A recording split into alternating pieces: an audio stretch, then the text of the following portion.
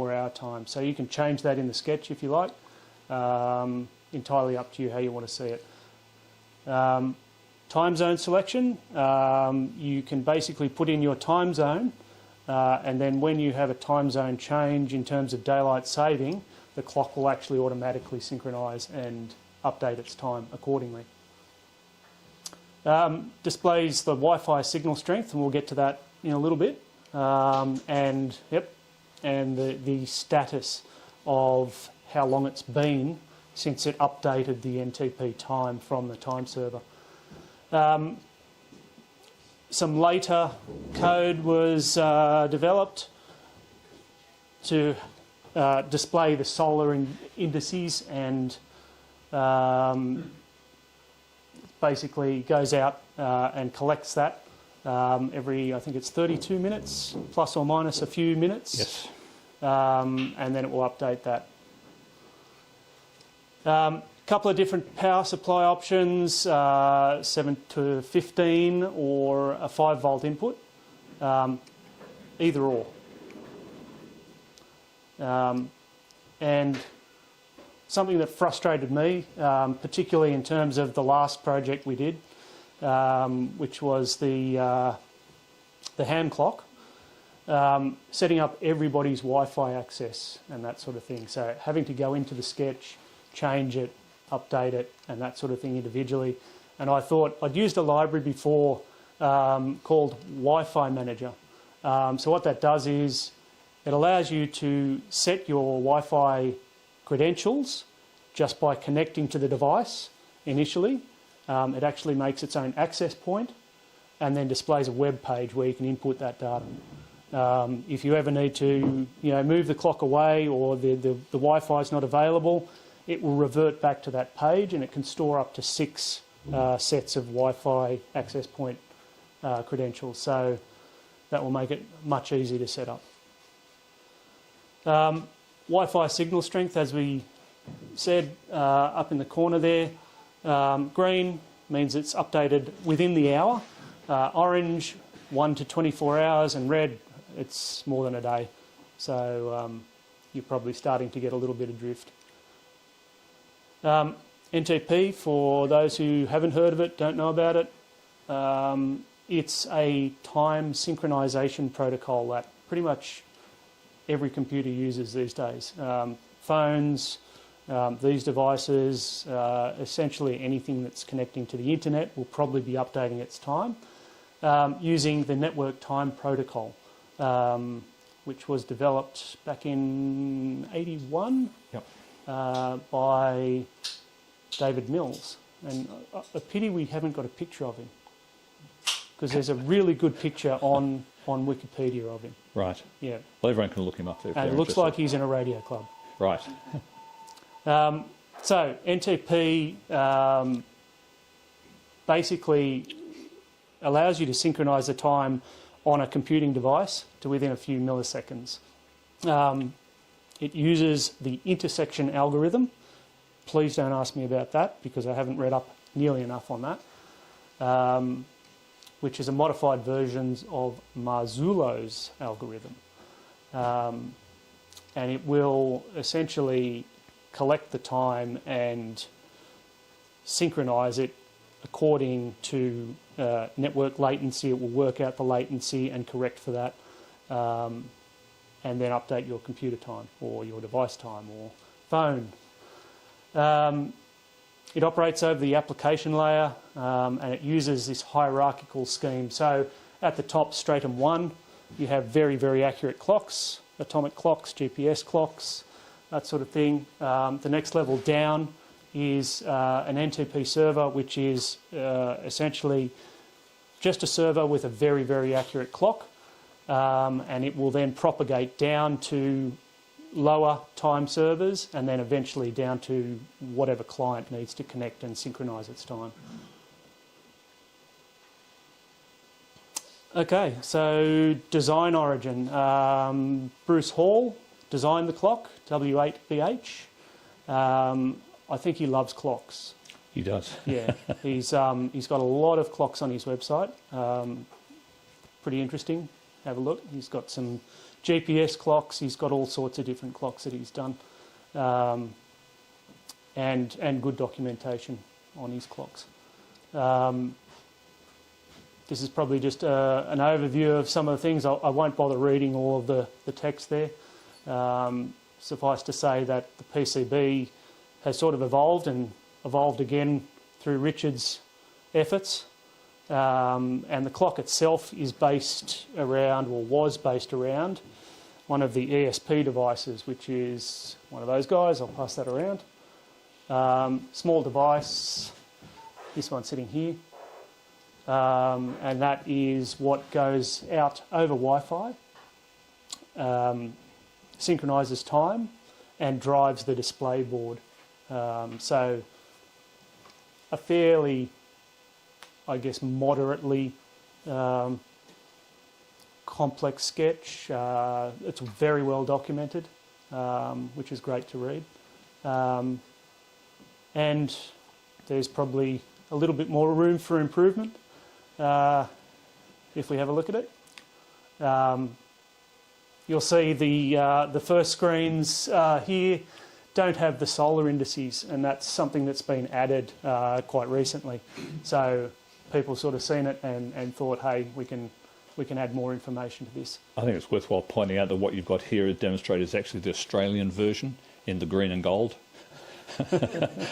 That was Simon's addition on the way through. Yeah, me playing around with colours. It was. All right, let's have a look at what's in the hardware. Yep.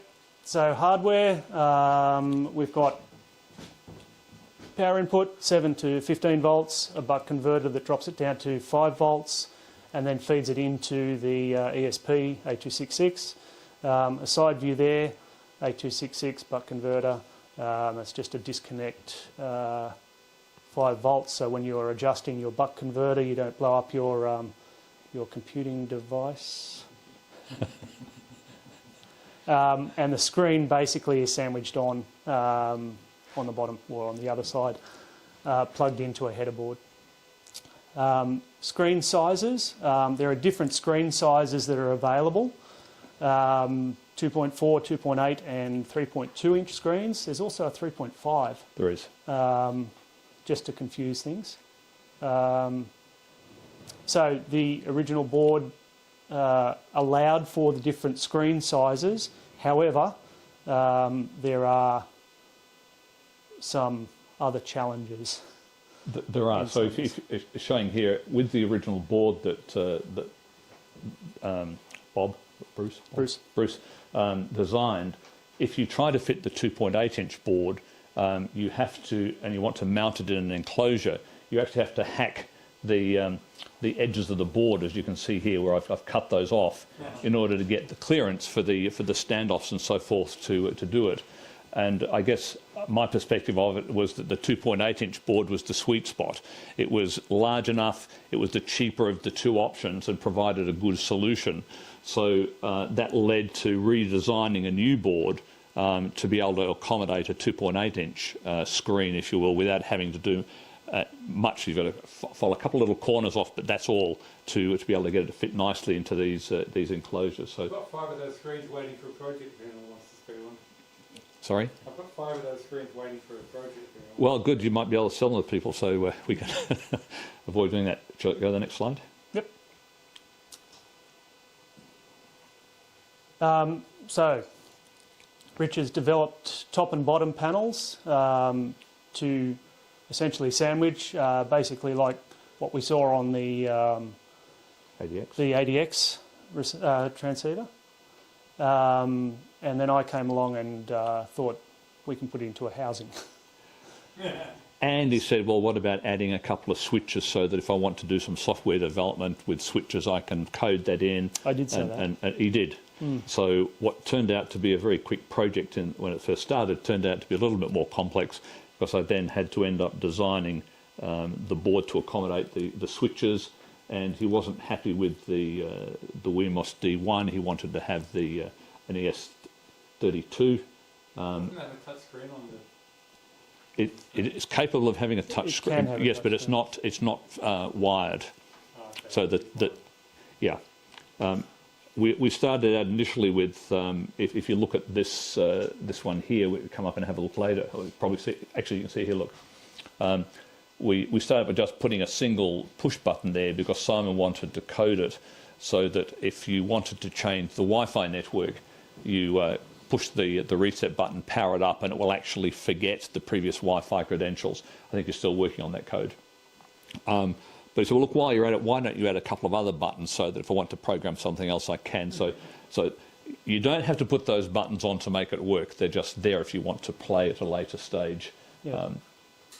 Similarly, the addition of using the S32 here instead of the WeMOS gives you further programming options and additional programming space if you want to play with that. A bit more memory, a faster processor, and that sort of thing. It only takes one more pin off the S32 to make that touch screen, by the way. Yeah, I know there's not a lot to it, but this is where we sit at the moment. So you want to talk about the software? Well, talk about software development. Software, yeah. So as I mentioned, the solar indices were added by Robert Kincaid, AI6P, and I think that was earlier this year, wasn't it? It was. I mean, the California QRP group picked this up as one of their monthly projects for the build, and that's where I first saw it. And I thought, look, you know, that's such a nice, handy little thing to have sitting in the shack. And it is. I also hate going around changing all my clocks when daylight saving comes along, so you don't have to do that with this. But when they first produced it, Robert said, hang on a minute, I could use the Wi-Fi here and I can go out and grab the solar indices and populate them on there. I think you can see here on this one, just by changing the code, you can put your own call sign up here. But that was added. But then Simon, never too happy to sit with just what was, wanted to create using the Wi-Fi manager to create the application, the access point. So when you first power it up, as I mentioned, it will basically say, oh, hey, I don't have any access point that I can connect to. It will create its own and then display a web page. It will scan through the available access points that are nearby and then ask you to select one, or you can put it in manually. And then you pop in your details. You can see the screenshots there. You can have a look at the info of the device via the info button. You can basically click one of these access points that it's found, and then it will ask you for the password, or you can just enter it manually like that. And once you've entered it, it stores it away, and you don't have to do that again next time you start. And it will store up to 6. Yes. So construction takes about an hour. I did it, I think, one afternoon after I'd been to your place, and you'd given me the bits and pieces, and I went and put it together, and yeah, it didn't take long at all. So very easy to do. No surface mount, just all through hole, that sort of thing, and a really good sort of process document in terms of setting it up, testing it, adjusting your power supply and all that sort of stuff. So very, very doable. Downloading the firmware to the microcontroller, that's just done through Arduino IDE, and there's a few libraries. There's actually a couple more now that I've done some more adding to that code. But if you want to do it yourself, there'll be a list of libraries that we can give you. The cost, well, there's various costs, and I'll probably let you, Richard, talk about the costs. And it's the same when we move on to the Pi Pico. If you're like me, you start doing something, you say, well, I could just add this and I could add that and it could do this. And before you know it, what started out as something that should have been very simple becomes far more complicated than it needs to be. But look, the most expensive item of both these single item is actually the screen. And they cost a massive $11. But not that expensive. But I mean, some people, as I said, have their own screens. They already have them. So there's two ways of putting it together. If you, this particular kit here, what I've called the deluxe kit, has the WeMOS D1 here. It has the power converter, so you can run it off 12, 13.8 volts, whatever voltage you've got around the shack. But if you want to run it just off 5 volts, all you need to do is just put a USB-C connector here. You don't need any of the power management, so forth here. So if you want to just plug it into an old USB charger or something you've got sitting around, you can run it. In fact, this one here in the middle is running off. No, this one. That one. Yeah, that one is running off 5 volts. So that's actually the basic kit, although I've soldered a few extra things on there. But if you just want the clock to work, you just need the basic kit. And if you've got your own screen, you don't need to buy another one. You can use your own. There is a caution coming up about screens in a moment, which we'll perhaps talk to. Is that in the next one? It's coming up here. The other one here, the freestanding one that Simon, can you just pick that one up, please, Simon? Which is connected to that's connected to 13 volts from the normal regular supply. And a word of note here. I'll admit it now while we're talking about that. I inadvertently plugged that into my Pi Pico, which runs off 5 volts, and fried it about 10 minutes before the presentation. So, unfortunately, I have an earlier version, but if you want to smell what burnt electricity looks like, pass that around. So that's magic smoke. That's magic smoke, and boy, was I mad. But look, so what we're saying here is that it's a bit complicated. We could have made it easier, saying, look, if we're going to do these as part of a group buy, if people want to do them, the cheapest you can get away with is $14, which is everything except the screen on the basic kit, all the way up to, what's the extra one? I think it's $30 if you want the deluxe one, which comes with the power management system, a battery management system on the back, so you can run, if you want to run a lithium-ion battery to run the system off that. I personally wouldn't bother, because the lithium-ion battery is going to last. In fact, I think I've got a slide. It's 4 hours, you said. There it is. The lithium. There's the different variants. Look, you can see here. Do you want to just talk to them? Or you want to talk to them? I'll talk to them. So here, this is basically the basic kit with everything fitted on there, with the exception of the microprocessor, which you just plug in. As I said, you don't need to put these buttons on if you don't wish to do so. This is showing it fitted with the ESP32, and this is a shield for the WeMOS microprocessor that you can sit on the back, so that if you want to plug in a small lithium-ion battery like this here, it will actually run off the battery when you disconnect the power. But the reality is that it draws around 170 milliamps, and so the 700 milliamp hour lithium-ion battery, these are the small ones here, are only going to last about 4 hours. So it'll see you through a brownout if you particularly want to know what the time is during a brownout.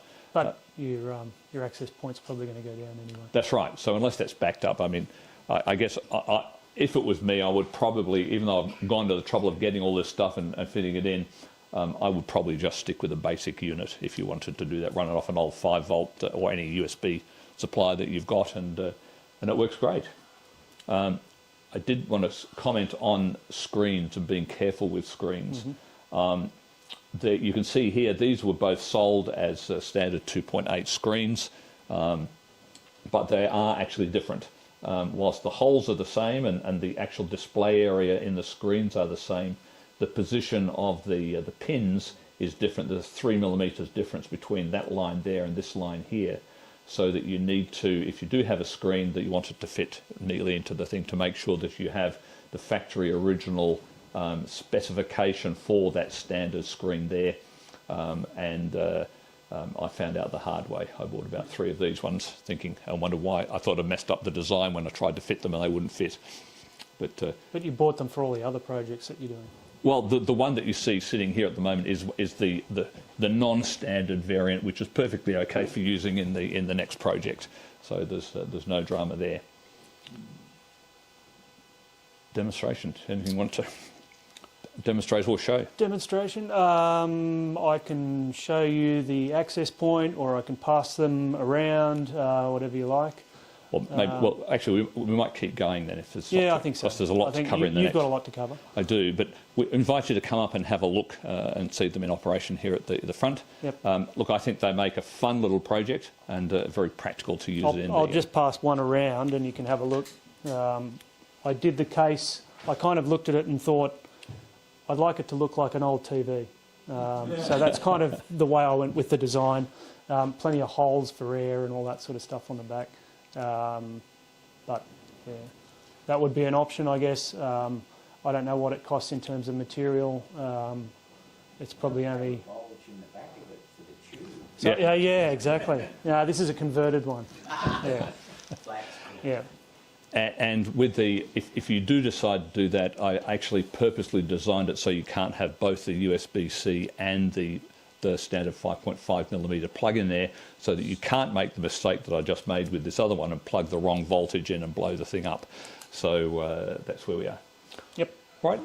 Thanks, Simon. Thank you. Simon, the daylight saving transition dates, is that in firmware or is that settable?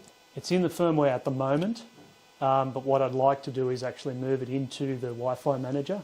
So have a... Download the zoning profile, shouldn't you? Sorry? Download the zoning profile, shouldn't you? You could, yeah. Yeah. Reverse IP look Yeah. and tell you what your location is. Yeah, maybe. Yeah. We're only using an A266, so I don't know how much more memory we've got in it. I don't think there's too much there. I think the reality here, at the moment as it stands, when you download the firmware for the first time, you basically put a character string in there which relates to the time zone that you're in, which specifies the date, the time, of the day, the Sunday of the month, or whatever that daylight savings The day and changes. the time that it changes, month and that sort of thing. The unfortunate thing is I think there is about 400 and something different time zones around the world that you would actually have to put in to do a full set. It's probably easier to do a smaller list just for Australia and maybe a few other places. More than 400 if you want the historical data as well. Yeah, exactly. It keeps on changing. Yeah. So yeah, it's not simple to get it all in, and it's not practical, I don't think, because you'd be scrolling through a list that's miles long. So maybe we just look at a smaller list, but that will be down the track when I get time. I think the advantage of these things is that there's always an opportunity for someone to do some development, whether they're interested in the software side of it, Yep. or doing something with the hardware. But the bottom line is, $14 plus the cost of the screen. It's a pretty fun way of spending $14, I think, as we work our way through. Yep. All right, thanks, Simon. So let's jump on to the next phase of the presentation this evening, which is talking about the Pi Pico. Now, I want to talk about the origin of the design, where it came from, how we evolved, or how I evolved through to the design of the current layout that I'm proposing here. That is what I'm calling the MWRS, the Manly-Warringah Radio Society, or the Cowtown Buildathon version.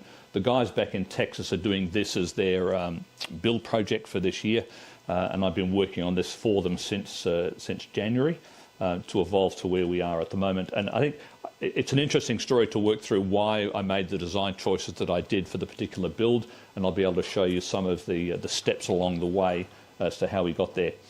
Talk about how you can expand it, what it costs to do. So details there. I've got a video, fearing that something might go wrong tonight. I've actually got a video that shows how the UI works and some examples of it in operation, which we'll show you. And then we'll have some discussion toward the end. So the Pico-RX was originally designed by an Englishman by the name of John Dawson. It was a fairly simple SDR radio, but the thing that he did differently for it, he used a quadrature sampling detector, but he used the Pi Pico itself to actually generate the required frequency for the quadrature detector to work. And the Pico is also used to manage the user interface. And originally it was delivered on a 0.96 inch screen. The ones that I use, I decided to upsize that to a 1.3 inch screen. You can see the specifications here. It effectively covers the entire HF band, a range of modes. It has the opportunity now to add an external display that you can see on the front here. As headphone input, there's over 500 channel memories in there. It runs off 3 AAA batteries if you wish to do so. Fairly low in current consumption, but it now has full CAT control for frequency and modes. It's got a scanner, there's AGC controls in, there's bandwidth, there's notch filters, there's squelch, the CW tone adjustment. It really continues to evolve as people get involved, and it's open source, so that they have done some development with that. And I'll highlight some of that as we go through this evening. As I said, the colour waterfall display is an interesting addition, and that software continues to develop. Now, probably just go on to the next slide. John's design, and he developed a website. It's called 101 Things, and I encourage you to look it up. The details are shown here. He's got some fantastic documentation there. He talks about his own design intent, the theory of how the system works. He explains how the quadrature detector works. He's got some good graphics on there explaining that process. And there's a lot of discussion in there regarding external components that, sorry, I'm trying to get my mouse off the screen here. The external components that can be used with the Pico, although he didn't design them much into the original design. This here was his original design. It was it's about this big, but it's largely all surface-mounted devices, which and he found that a lot of people were struggling to be able to make them with using all surface-mounted devices. But he also wanted to encourage and do a lot of development and experimentation with it. So he published last year a breadboard version, if you will, of the basic design.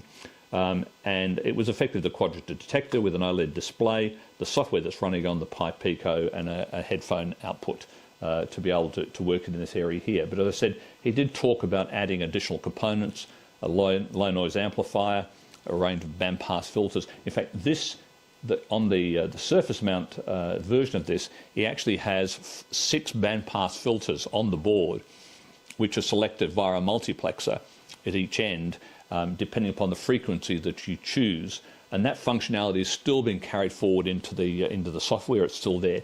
And you'll see later I took advantage of that in terms of some of the external boards. So, as it was, so here was his basic design, and I set about, I saw that and thought I'd love to give that a go. So I spent a couple of days between Christmas and New Year just drawing up how, on a piece of graph paper, if you will, how I was going to build that on a piece of Vero board. Fortunately for me, before I'd managed to finish doing that, the California QRP Club came out and actually did their own design. So they took John's basic design there, and they took that and they added a whole series of components around to a self-contained board. They added a broadcast interference filter to eliminate BCI. They added an optional low noise amplifier. They provided a power management option and also an audio amplifier if you wanted to do that. And they put that all onto a board and also developed a 3D printed housing to be able to do that. So when I saw that, I wrote to them. I managed to secure a board, and $30 later the board arrived in Australia. It was quite expensive to get it across here for just a small sort of board. So I took that and I built it, and this is my build that you can see here with the 1.3-inch OLED. Interestingly, they provided a number of options here for different size screens, but not the 1.3 OLED. These were different LCD screens, but there's no software available to drive them. So the challenge was put out for one of their members to try and develop the software to do that. Nobody has taken up that challenge as yet. But it incorporated a number of features, and this is where the BCI filter is sitting over here. And that's actually a Peter Parker design, VK2YU, that they incorporated onto that board. So if we look at some of the options that were on the board that you were able to fit if you wanted to do, the first one was a speaker and an audio amplifier to drive that speaker. On the back, when you turned it over, you could fit a lithium battery charging system. You can see here. In my case, I grabbed an old BlackBerry device battery and soldered a few wires to it, was able to make use of that. But that wasn't supplied as standard with their kit. That was run off 3 AAA batteries, but people were finding they were getting exhausted fairly quickly. So hence I managed to put that there. John Suter, the guy that designed this, did this layout on the board, did this optional low noise amplifier on the back. The first boards came out without that. He subsequently later added that, and so I built it here, and it certainly works well. But you can really power it by three options. You can either use the USB-C port directly on the Pico. You can use a lithium-ion battery system we've got here, or you can power it from a USB connection up here, if you will, and any form of battery plug-in that you want to do.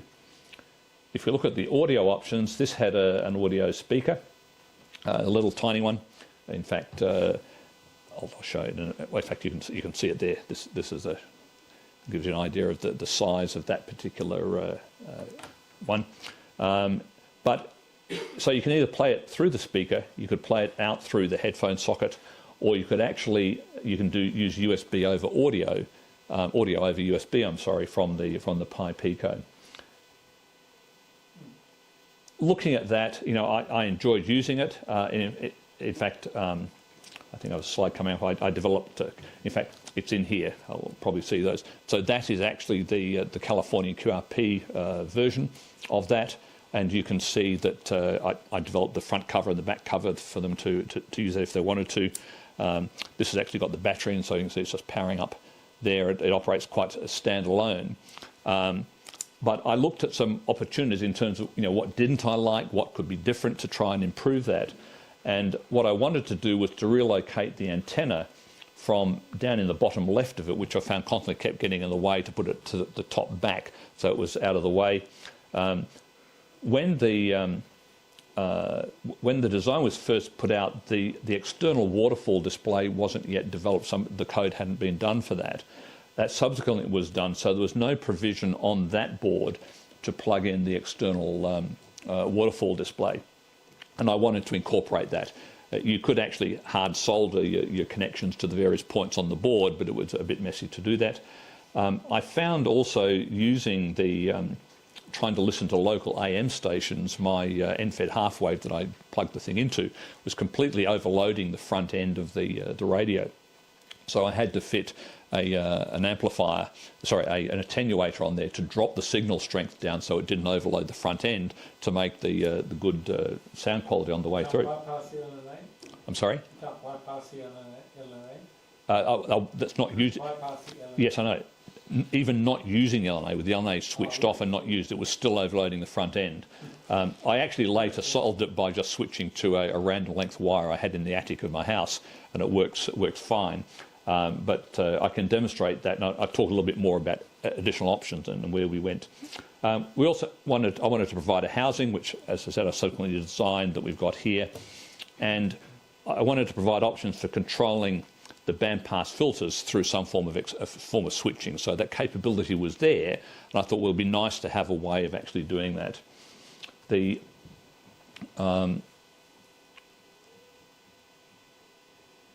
think I might have just doubled up. Oh, sorry, all I've done here is shown here that since this was a housing that John Dawson actually developed, I think, and you can see it here. It's effectively an enclosure that the radio is sitting in the back. The main controls have been remoted to the front and also fitted with the little SDR, the waterfall over there on the left.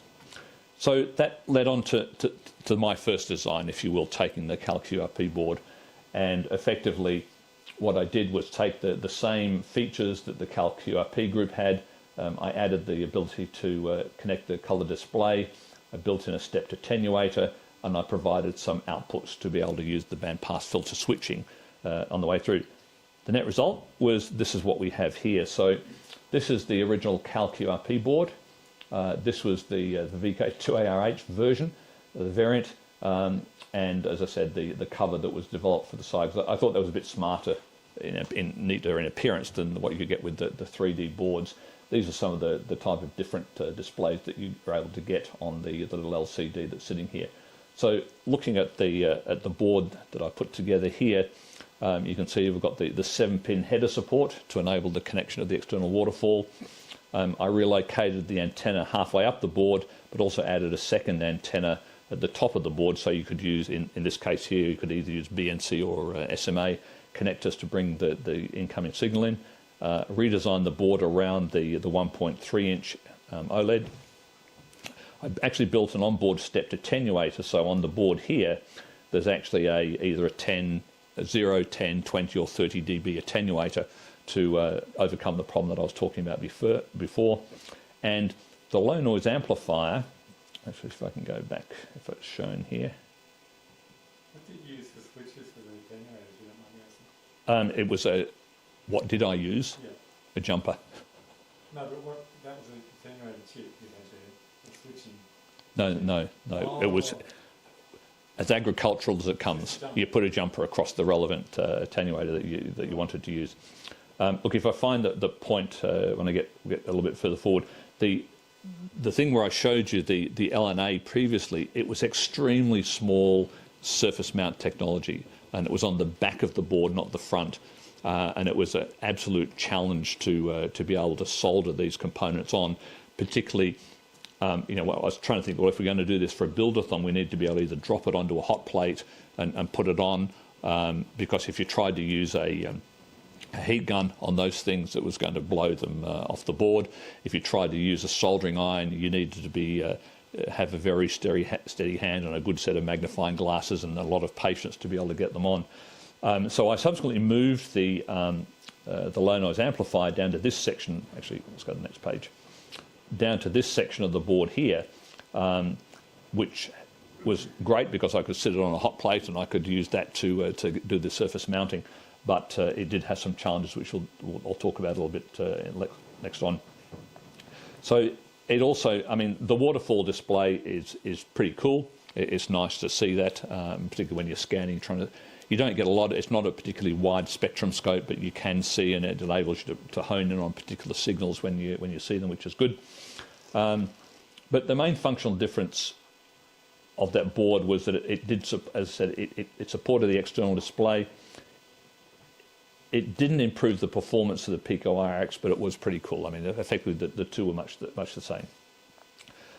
But it did have some challenges, apart from being a lot of fun to play with. As I said, the soldering of those surface mount devices was very difficult. The way I designed it, putting the low noise amplifier down in this section here, and again on the same plane, when it was on the back, at least you had a big shield from the earth of it. It introduced a fair bit of noise into the, particularly around in the AM band at the lower end, which made me feel as though it really could benefit from make sure it used the bandpass filters. And I just had some switches here to be able to play with switching in external bandpass filters if I wanted to do that. The performance improvement from the LNA I found was marginal, and it was probably because I hadn't really taken, I needed to do a lot more work on the low noise amplifier. I felt it was better to develop an adjustable preamp rather than a fixed level of amplification. And also because external low noise amplifiers are available between $2 and $8. This one here, for example, which works extremely well, is a fully self-contained low noise amplifier with a battery, and they're about $9 to $12 Australian landed. There's an even cheaper one, which I've got in the box over there I can show you later, which is about $1.50. Runs off a 9-volt battery. So there are options there if you want to use them.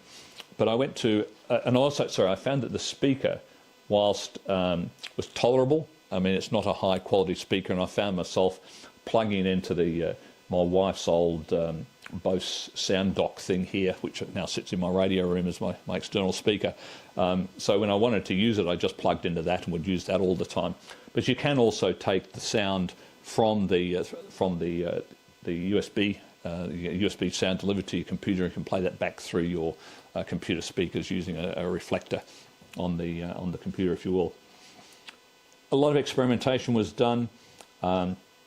I looked and compared the quality of the signal and the performance, if you will, between the two devices. Whilst I found that most of the HF band was performing as well, if not better than the Cal QRP one, the local AM station, the quality was quite poor. Because I think of the layout that I had on the PCB and having a low noise amplifier where it was generating some noise that was feeding in. And I just pulled my hair and went round and round in circles trying to get to the bottom of that. I even enlisted Professor Phil. Is he here? No. He good on him. A good way to spend his time. He spent some time with me. We tried to get to the bottom of it without a great deal of success. But LCDs generate quite a bit of noise too. Sorry? The LCDs generate quite a bit of noise. Yeah, but they were common to both, you know, in terms of. Depends on how they're wired and how they're But programmed. anyway, so we went along as we did here. As I said, I did a lot of comparative performance between with and without the low noise amplifiers. But the reality is that the board, even with no low noise amplifier, it was performing very well. I mean, I wouldn't say to the ear, it's almost line ball with my IC 7300. Now, of course, I've got no way of proving that, or I haven't taken it to prove, but it sounded pretty damn good. You know, if there wasn't much difference between the receiver performance I seem to be getting out of that and what I could with this, so it was working very well, as I said.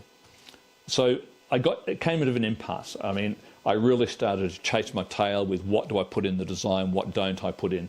So when I've ever had this problem before, what I usually do is I go back to the guys in the Cowtown group, I do a presentation and say, look, where do I go? Tell me what to do. What feedback do you give me? Because I went to presented with a number of options in terms of, you know, do we fall back and use the California QRP design? Do I put more work into the existing design that I've got and try and fix it up? Or do I simplify it, peel it down, and I showed a number of options for potentially doing that. The feedback that I got was overwhelmingly for simplifying the design. You know, don't try to be everything to everybody, because at the end of the day, it'll take less time to build and it'll cost less. The more complex the project, okay, you've got more flexibility, but it's going to take longer to build. There's more possibilities for things going wrong. And you've got to sort of keep grounding yourself and say, what are we trying to do with this project? And these projects that help people get an understanding of things, come together, have some fun doing it. If it's too complicated, particularly for in the US for the technician class attendees and so forth, it kind of destroys that. But what they wanted to do was, because there was so much opportunity for adding external components, was to make sure that the design had the ability to incorporate those if you wanted to. So that's what I said about doing.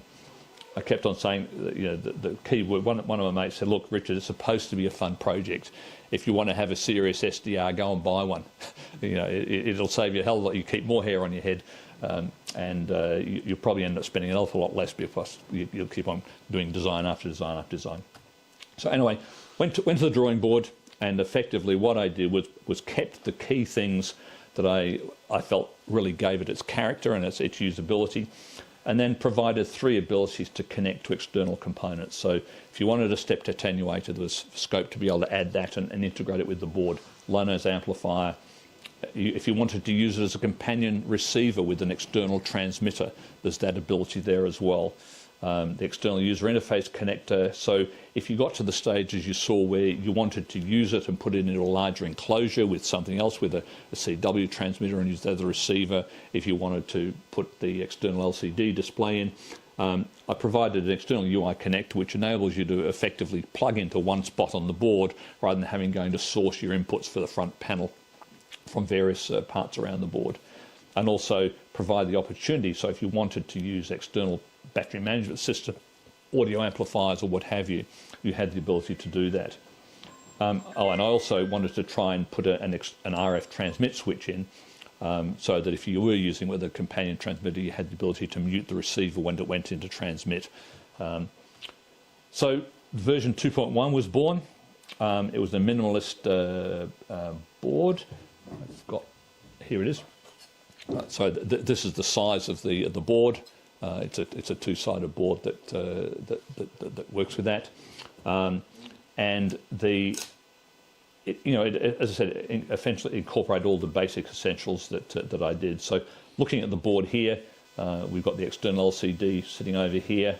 There's the connector here for using an external board. Now you can either the idea that I had there was, if you use a pin header, you know, the ones at 90 degrees, you could actually have a daughter board that has the other headers at 90 degrees, so you could actually just plug the two together like that. Or if you want to mount it underneath, you put vertical pins down, and then you effectively have you sit one board on top of the other, and the necessary connections are passed between the two. I built the transmit receive switch up around here. The quadrature detector was moved, so it's all sitting down here. I removed the low noise amplifier to have that as an external one, and the audio section, I removed the audio amplifier because, quite frankly, I was not really going to use it, nor did most others. So the net result was that was what we ended up with.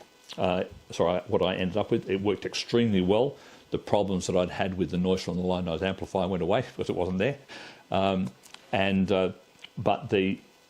in fact, that unit that you can see here is the one that's sitting here, and the one that I used for some of the demonstration video that I'll show shortly. It worked extremely well. It's faster and cheaper to build. All the expansion opportunities were easily there, and it's a winner. However, the transmit-receive switch wouldn't work properly. The design that I put in there there was something not quite right with it. And I found that when I put it in the housing here, the BCI filter switch was just literally moving the jumper between. You either had the BCI filter active or you had it not. It was quite painful to get your fingers in there to pick it up and move it around. So they were the two problems that I had. But it proved the practicality of the concept and how much fun you can have with just that little device on the way through. So I went back to the drawing board, pulled a few things out, redesigned the layout, effectively removed the transmit-receive switch and just put some switching in there to be able to switch to the external RF board if you want to have one, if you want to play with low noise amplifiers and bandpass filters and whatever. If you don't want to use it, you can actually put a jumper across there and completely negate the whole part of that circuitry. If you do want to potentially have it, you put the switch in there. You can either switch it in or switch it out as you see fit. So the new board looked like this, and I subsequently did a top and bottom cover for it. And when built, it looks like this here. This is what's called the version 2.3 board, and there you can see the two of them side by side. This is the version 2.1 with the key visual difference is that the BCI filter is now a switch that sits over on the side, so you can switch it in and out from the side. That's the only physical thing that you can see on the top of the difference. Now, I'd love to have shown you them both working tonight. Actually, the other one's there. So that's the version 2.3 that I burnt out 10 minutes before the presentation. But the 2.1 version is sitting here working quite well. The whole thing, as you can see, is built primarily from through-hole devices. There are only two surface mount ICs that need putting on here. They're, I think, SO8 and SO16 or 14, which are large enough to be able to be soldered by hand very carefully. And if you want to have a look, just pass that around. That was the first board I started soldering up, and I realised I'd soldered the IC 180 degrees the wrong way around. And so I got the hot air gun out, blew it off, and then turned around and soldered it back on. I thought, hang on a minute, Richard, you may have damaged this by doing all that. And I didn't want to go and build the rest of it with a faulty chip at the front end, so I just put that to one side, got another chip and built it on another board. But the reason I'm showing you that is to show you that, you know, if you've got a fine-tip soldering iron, it perfectly, if you follow the right techniques, you can easily mount those on the circuit board yourself. And if not, there's other people that can help you with hot plates and hot air guns and so on. As I said, I was keen to make sure that we had external connections so that if you want to experiment and play, you can. One of the things that I learned, particularly sitting down with Professor Phil, was I didn't really have quite enough test points to easily get the oscilloscope in to look at things when I built the first one. So he encouraged me to put a few more test points on there, which I subsequently did. The top section here is where the LCD, external LCD display is connected. The connection is relatively straightforward to connect it in. The audio amplifier and so forth, there are, as I said, it's not on the standard design, but there are connectors in there. So if you want to have a daughter board sitting underneath it, or you want to plug an audio amplifier in, you can do so. You know, I've been playing with this now for a month or so, and I've never had the desire to go back and put an audio amplifier in. I use the audio amp that's in the box here, or when I'm connecting it to the computer, I can play it back through my computer speakers. If I'm using digital modes and so forth, I can use the audio coming in from the USB card. So there's the connector to enable you to connect the external panel to it if you want to build it into something like that. And then these are the interfaces for the external RF daughter board should you wish to add low noise amplifiers, bandpass filters, etc., etc. So just briefly talking about the sorts of things that you may want to do with an external RF board. If you look at the original block diagram that I had here, and we're just going to talk now about the external RF board options. I spoke initially about low noise amplifiers or preamplifiers. I said that's about $10. These are about $1.50 to $2. Or you can build your own, and if you will put in it, if you want to do it. Now, it does add about 20 dB to an incoming signal. So I have found that when I'm listening to lower sideband, and you've got somebody down there in the mud, switching on a low noise amplifier just does lift them up. So it is worthwhile doing. But whether you actually put it on a board and sit it in there, or you just connect that in series with your incoming antenna and flick the switch when you want to turn it on, is an individual choice. Stepped attenuators, if you find, initially when I did my testing with the CalQOP one, I built my own little stepped attenuator here, and it was the design that I took from that and then incorporated onto the main board. So there's the very agricultural little jumper that you move along to increase the amount of attenuation that you've got coming through.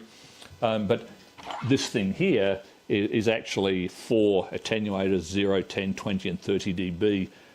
And I think that was about $4. And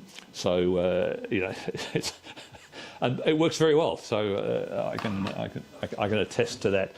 So I guess what I'm sort of saying here, and even when bandpass filters, if you want to build your own board and use because John's published the design for the bandpass filters that work across the HF band with his multiplexer. So that's there. The design is there if you want to do it. This is the CalQRP low-pass filter kits that they put together for their group last year. That's an option. And then finally, if you want an RF switch, because I think the next project I'm going to work on is probably an external CW transmitter with a variable VFO. And it would be nice to think that I could probably switch that into there. I'll either end up building an external one, buy an external one, either a cheapo here, although I've been looking at these things are about $400 and something. But it's about the best you can buy in the market. But you wouldn't be wanting to spend that sort of money on something like this on the way. What I'm saying is, depending on your level of interest, there's lots of scope there for trying external stuff out and working with it. From a power perspective, there's a range of opportunities there. As I said, there's the 4 pins that you are on the board to be able to make external power connections, if you will. You can either use lithium batteries and so forth. I don't think I'll do that with my own because I find, in fact, I go on to the next slide and show here, typically this is how you would normally use it in its most basic form. You can see here the only 2 connections to it, one's the antenna and one is the USB cable from the computer. And you can pipe both as you're piping audio over that and also using cat control. There's very little reason to have anything else plugged into it. But what I often do with my own is I go into if I'm working in the study, I'll actually sometimes turn the radio on, and I actually use this one. So I turn it on, tune to the local AM bands, and I've discovered how awful Sydney AM radio stations are if you ever had to listen to them all day. Sorry, that's just a personal observation in terms of the dribble that comes out on some of them.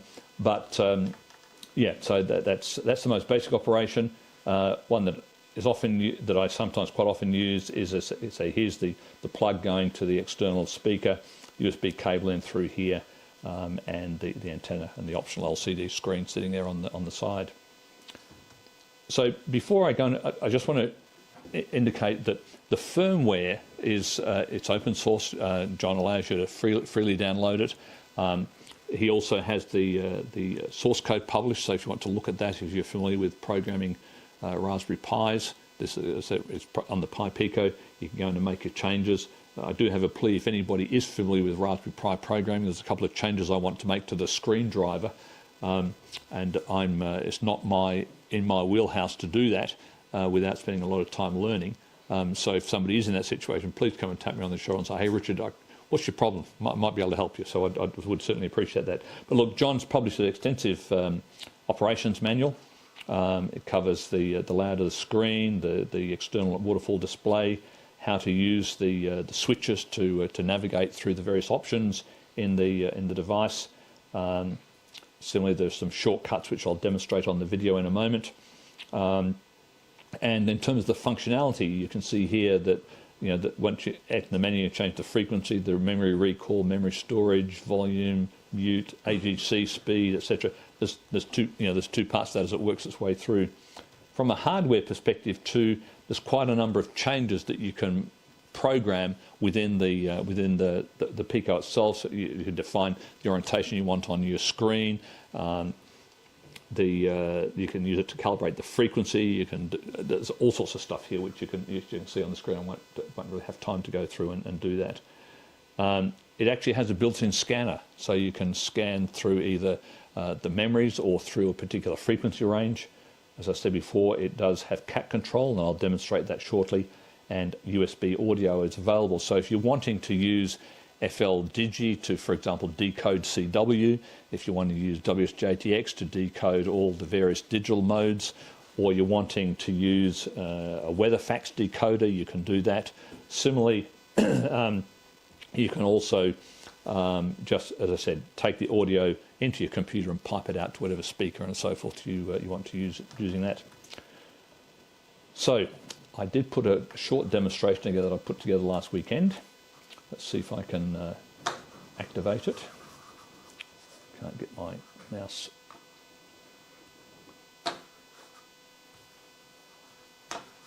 working here. And hopefully we'll get some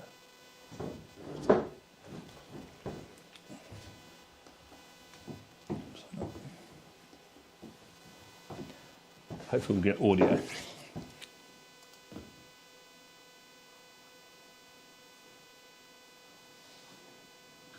I just wanted to produce a short video to show you some of the features of the Pi-PicoRX and the controls for general everyday sort of use.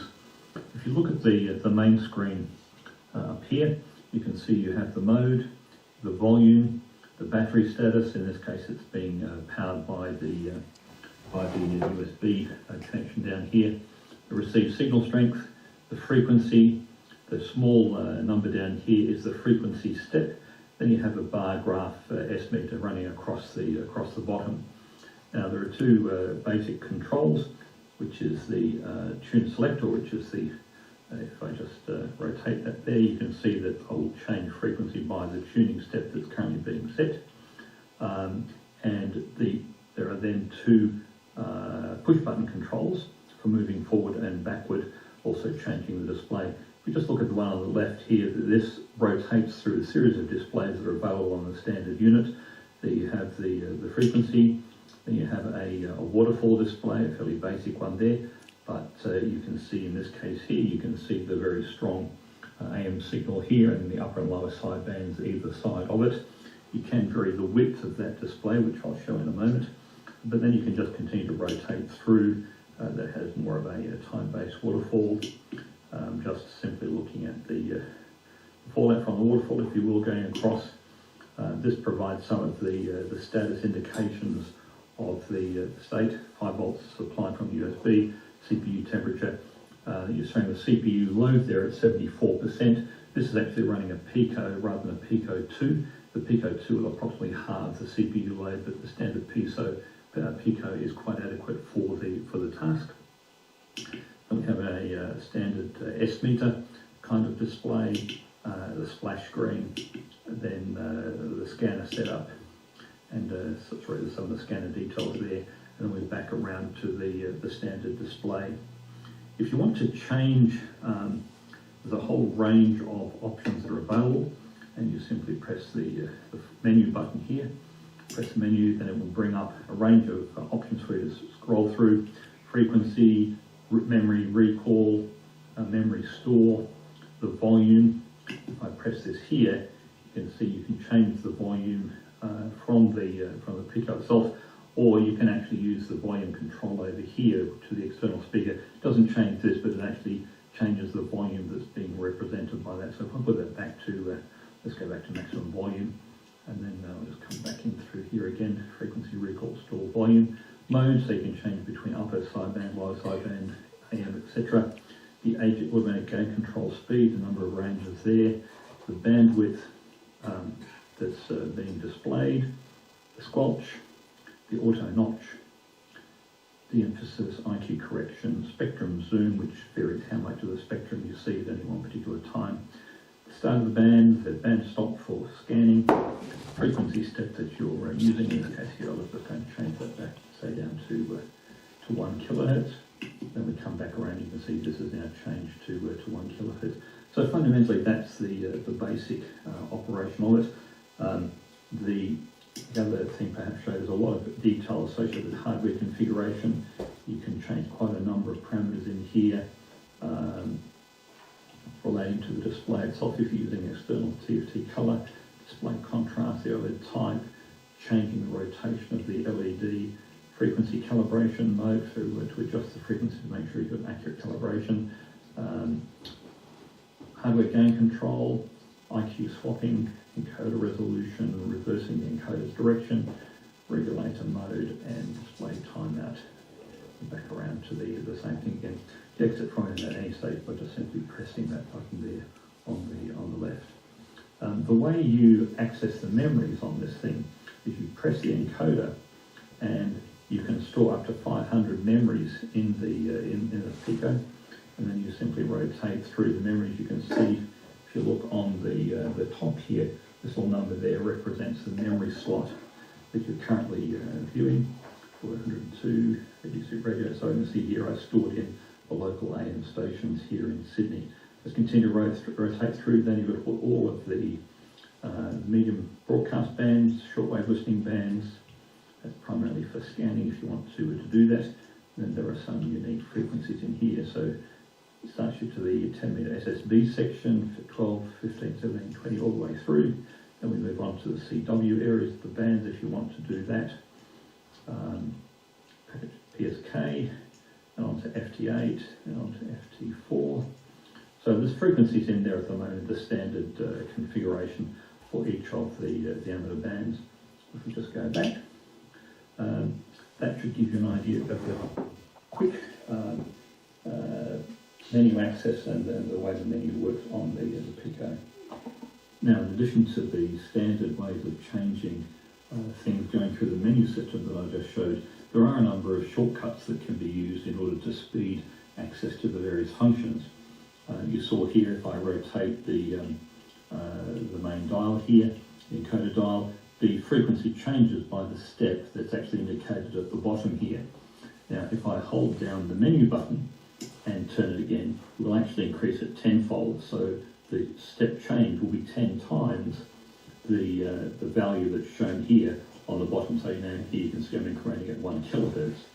If I actually hold down the back button and rotate the encoder, it will actually change it by 1/10 of the amount.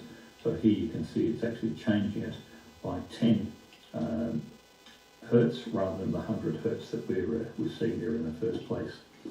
Now, if I hold down both, it will actually move it by 100 times the indicator there. So if I hold both down, I can't do it with I'm trying to film at the same time. If I hold both down and then try and turn the knob in the centre, it will actually move in 10 kilohertz segments as it works its way through. Now, in order to change the volume up and down, if you simply, remember the volume is indicated by the little graph that's shown there. If I press down the encoder and rotate it, you can see the volume is lowering and increasing as we work through there. That's of course if you're not using the volume knob over here on the side. Another couple of interesting things, if you hold down the menu button and the encoder at the same time and change, you can see that the mode that is changing up at FM, CW, AM, etc. So that's a quick way of changing the mode. And finally, a quick way of changing the frequency step up and down is to hold down the back button, press the encoder and return, and you can see there that the frequency step for the main rotator dial is constantly changing. Now, of course, you can change the frequency and the mode using cat control, and I'll show that next. You can see here, these are the settings that you need to affect cat control. Obviously, you use your own COM port that you connect to, but it operates as a Kenwood TS480.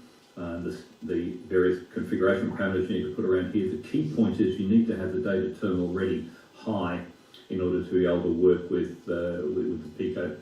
So anyway, I've got that set up here as part of FLRig, and I just demonstrate the changing frequency and the mode of operation using that. Now, it works both ways. So right now, I'm connected to the AM band.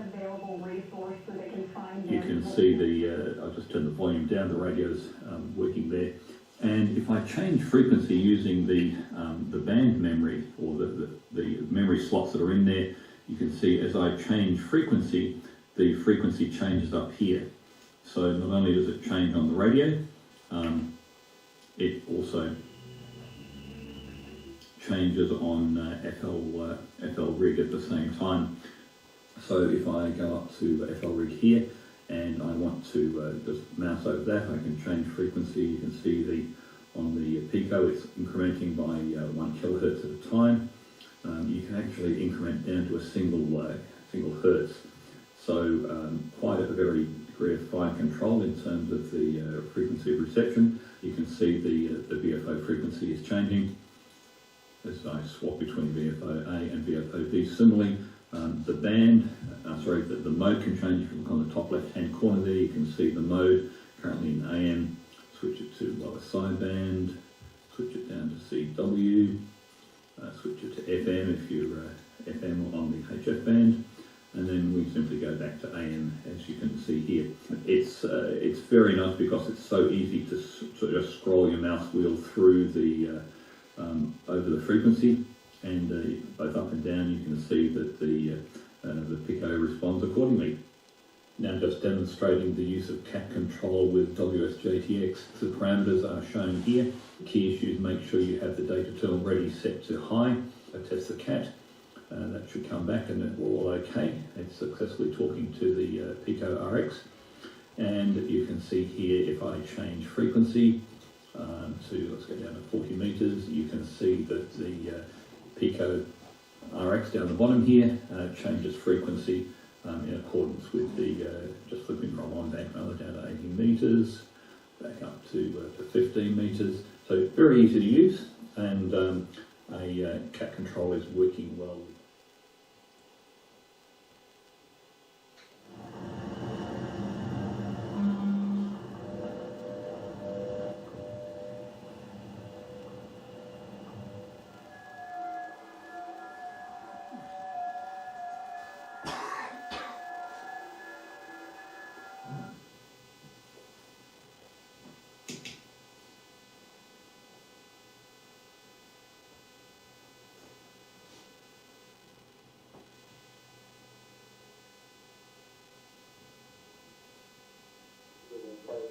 To get a USL card to recognise this call, which is one of the starting with VK2 ARH. Would you like to give VK4 Alpha Hotel Charlie a call? Alpha Charlie, call me 60. Well, very nice to talk to you, friend. I hope you have a lovely weekend. Certainly, this is an area where we have a big gap. If you look at a lot of driving it's been a fantastic start to this. People, but as far as real it is, they are against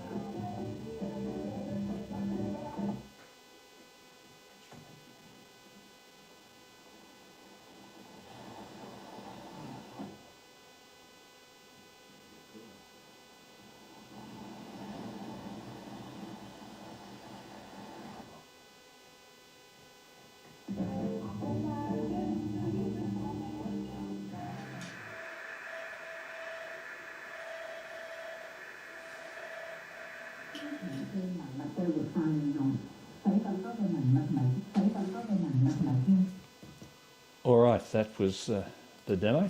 I hope you got a feel for what it looks like and the sorts of things that you can do and play with that. The difficulty I was having there was I'd actually put the iPhone on a stand in front of me, and I was reaching around the iPhone to try and turn everything, and I couldn't actually see half the stuff that I was doing. So when I'm fumbling around trying to move that switch, but I was trying to do it by touch rather than having a visual on what was actually going on.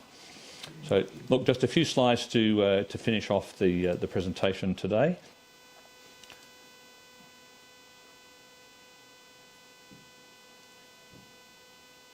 So how do you build it?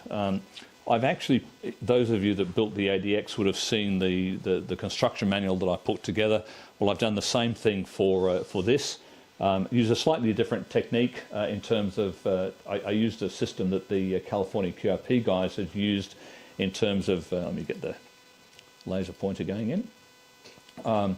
So you've actually got if you will, the diagram of the layout of the board, and then for each of the components, I've colour-coded and showing where they go. This is about 95% finished at the moment. It's about 28, 30 pages as it stands there at the moment. But it takes, it's detailed step by step. It takes you through the whole process on the way to work. There's about 80 illustrations in there, so I think it's something that you'll be able to do very easily. The kit, it takes less than 4 hours to build. I've built now 4 of them.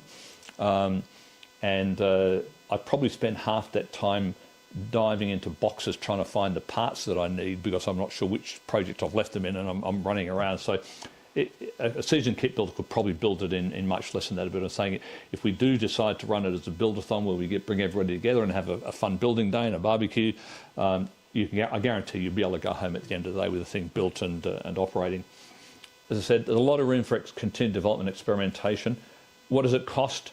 At cost price, the full kit, which includes the LCD waterfall, so that's all the LCD, it's every single nut, bolt, component that you need to put the thing together. My current cost estimate of those, based on the last week's looking and seeing what each of the components, so it's $49. If you've already got a screen, it's $11 cheaper at $38. And I said, look, there's no profit in that for me. In fact, it's a pain in the arse to, whoops, hope that doesn't go on the public. There's a lot of work bringing those things together and sorting out and putting the kits together, as you can well imagine. But I did put, depending which kit it is, there's about a 7 to 10% contingency in there, because invariably it's FX variation. You go to order something, it's gone up slightly, the dollar's moved, and also that's actually based on a unit cost per item. So if we end up wanting to order 17 kits, I've still got to buy 20 components to get the block of them. So it just increases the average price a little bit on the way through. If you want to do it, if you're interested in grabbing hold of one and having a bit of fun with it, I do have some sign-up sheets here at the back, which I'll leave out the front. People can put their name down if they wish to do so. Ideally, I'd like to not drag it out too long, so I'm suggesting we'll give it a week. Ives isn't here, is he? I mean, we might see if I get him to put up the spreadsheet on the Groups IO thing, whatever he did, where people can go in and put their stuff in there. If you want to avoid doing that, you want to put your name down on the sheets that I've got here, please do so, and I'll just transcribe it up on the sheet so that we can see it on the way through. I think probably, there'll be no payment required for these until the goods actually arrive. So if people want to do it, that's like Simon's offering to help with the clock, and we could do both of those. I mean, the clock is something we could easily do on an evening. It's that quick a build. This would probably take a good morning, and then a barbecue lunch afterwards. So there you have it. I do invite you to come up and have a look and touch and feel them and so forth if you wish, but open for any questions if anyone may.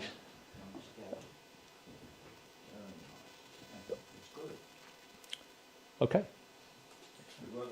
Thank you. Thank you.